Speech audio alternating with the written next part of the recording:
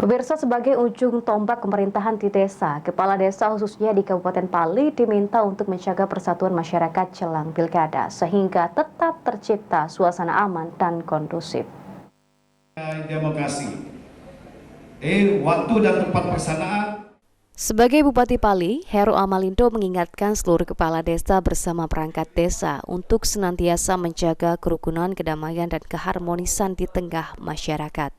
Di tengah tahun politik, untuk menjaga netralitas pemerintah desa, harus selalu mengayomi dan melayani masyarakat dengan seadil-adilnya. Pesan-pesan kami pada kepala desa tentunya tetap jaga keharmonisan, bahwa tentunya dengan pilkada ini tentunya kan pasti ada A, B, C, D, F, G.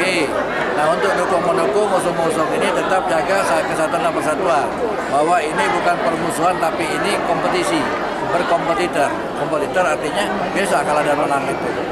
Jangan mengajak daerah atau masyarakat untuk terjadi bentrok-bentrokan. Nah, untuk itu kami harapkan dengan sebagai kepala desa yang menjadi ujung tombak pembangunan di kabupaten tetap menjaga keutuhan daripada masyarakatnya masing-masing.